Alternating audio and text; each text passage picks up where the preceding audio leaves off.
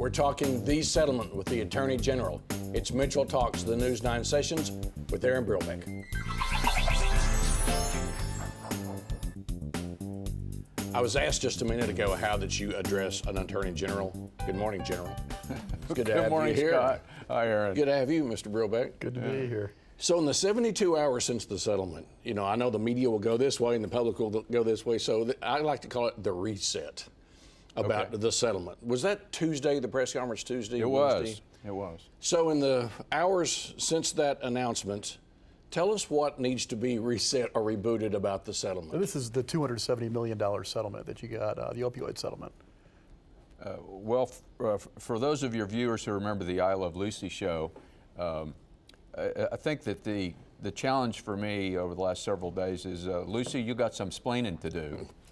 So I've spent a good deal of time with state leaders over the last couple of days because this is a unique and was a very complicated proposition. How do we settle in some meaningful way with Purdue and not force them into bankruptcy? You know, they are the defendant in literally over 1,000 lawsuits, and they're a privately held company. So the option for them was something that they were entertaining seriously. They didn't want to go to trial. Obviously, the exposure they had here with our laws giving us the ability to hold them accountable for 100% of the damages to the state, the opioid manufacturer's effort to defraud and misrepresent the addictive qualities of opioids and the problems it's caused the state. So where we were is we had to figure out a way for them to differentiate the settlement with Oklahoma from what they would do with other states. And the approach we took and that they bought into ultimately was, look, you can settle with the state, you can help fund a state asset that's going to have national significance and national importance. And the program at Oklahoma State over the last 2 years is really off to a remarkable start with the leadership of Dr. Shrum and the great team she's put together. They've already attracted in-state and out-of-state, a lot of private funding. So we were able to convince them credibly that an investment in the OSU program, the Wellness and Recovery Center, would make it the national center for addiction treatment.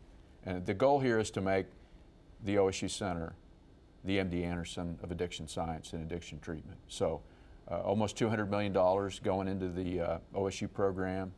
It is going to be a great, important asset for the state to help us deal with the epidemic, but it's also going to help people around the country to ensure that the best treatment, the best addiction science is going to be deployed to deal with the epidemic. So what exactly does that treatment center do then?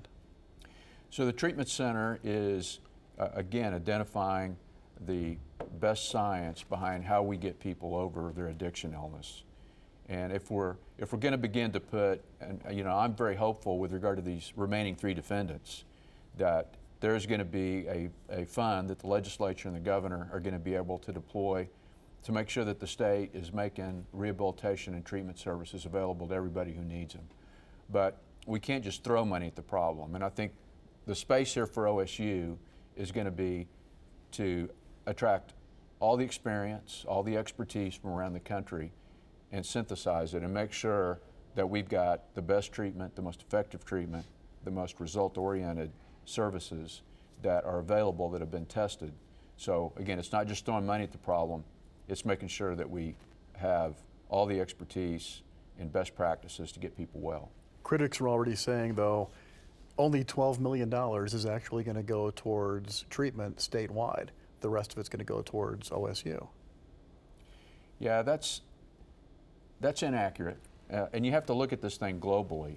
One of the things that when I've responded to folks who have been skeptical about all this, is you have to look at this as a continuum of, we've got a big problem here, and there's not just one solution to it. So with the prescience of the legislature 2 years ago and allowing the Opioid Commission to be established and for me to work with great people here in the state from healthcare, law enforcement, state leaders, and to come up with policy changes that we need to begin combating the epidemic in a meaningful way. prescription controls on opioids, moving from paper prescriptions to e-prescriptions. There's tons of divergence going on with regard to prescription pills that are leaking out of the system as a result of counterfeit prescriptions. We're going to have a whole lot more control now over pills that are coming into the state. Oversupply is a big problem. So those policy changes are very important. The lawsuit and the funding, the judgment that we're optimistic about, whether it's a judgment or a settlement, I mean, my view is we're going to be able to deploy hundreds of millions of dollars with respect to the accountability of these remaining defendants. So the piece OSU is going to occupy is to make sure that when we deploy those funds, they're going, again, to exactly the right rehabilitation programs, the right services so that people get well. I'd like to ask you about what the media has failed to follow up on this story, but we only have 15 minutes and we don't have 2 hours. But I'm not asking for a comment on that. What I would like to ask that I haven't seen much follow up on is one of the things that stood out to me was you said this is a bankruptcy-proof settlement. How so? So again, the challenge we had was not appropriated monies or this. The challenge we had was Purdue said, if we're going to settle with you, we've got to be able to distinguish this from our other negotiations. And so making this an investment in a national center was really critical. And when we came up with what we thought was the right level of funding, and in discussions with OSU and getting a straw man and getting modeling from them about what critical mass meant to them in terms of funding, the number we came up with was around $200 million. And as we finalized our negotiations with them and we came up with a $270 million number, it was very important that we take into account the fact that they may still declare bankruptcy. So they've done two things. They have agreed as part of the settlement that they won't file bankruptcy for the next several months. And a bankruptcy has a 90-day look-back period.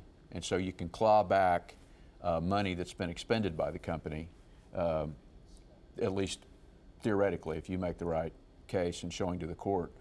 So we were able to, number one, get that commitment from them. Secondly, we have irrevocable letters of credit with a bank here in the state that are backed by assets. And so it is as bankruptcy-proof as we could have possibly made it.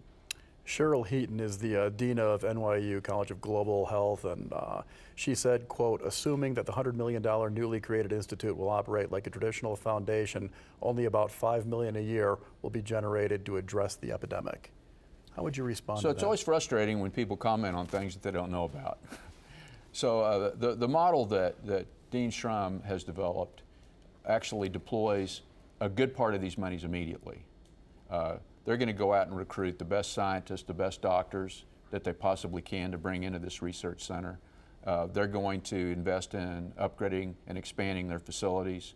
So there is going to be some money set aside for long term, but this isn't money that's going to be segregated, and we're going to be limited to drawing the interest and income off of it. So it's not the classic endowment that I guess people have misinterpreted this thing to be.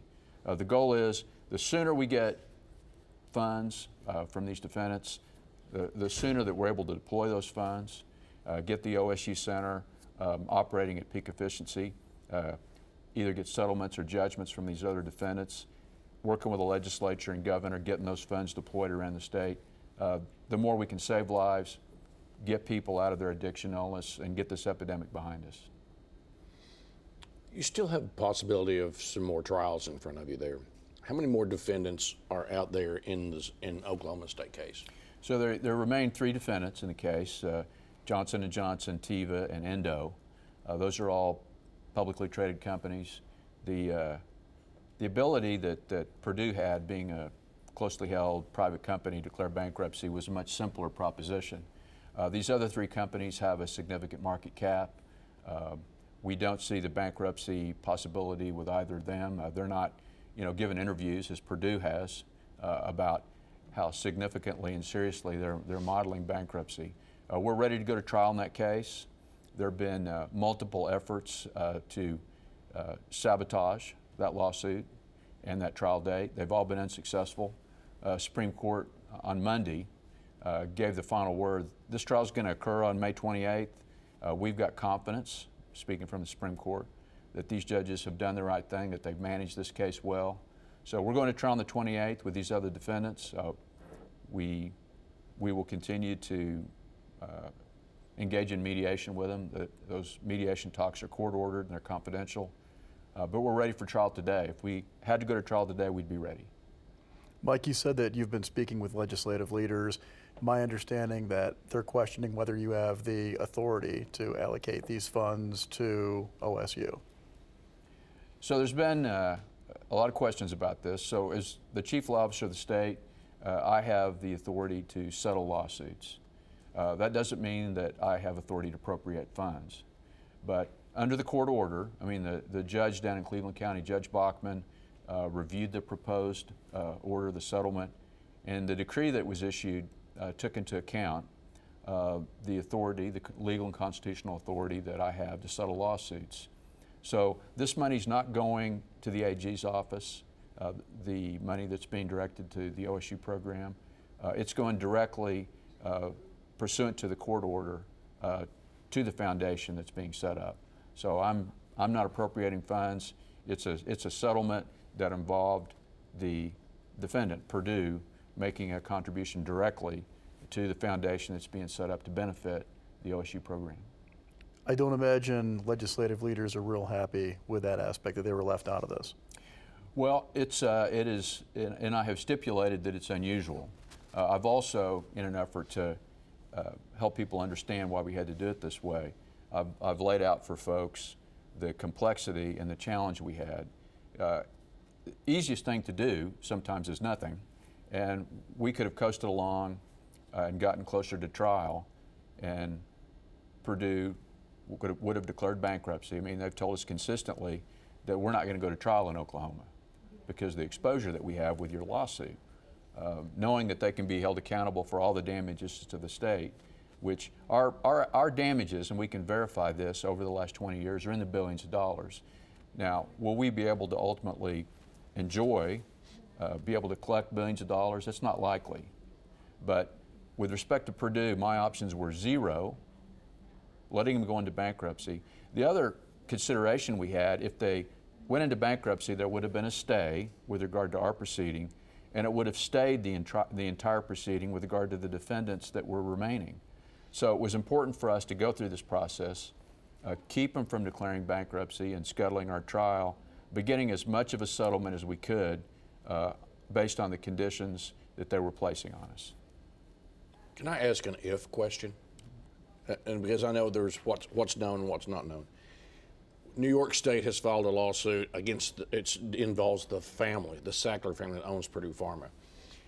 Just reading what I've seen in the Times and Wall Street Journal this week, that they're alleging they're not really nice people that keep their commitments. So if they go back on their commitment, do you feel like or believe that with the letters of credit that the state of Oklahoma is pretty bulletproof against them doing something squirrely that gets them out of the commitment to the state?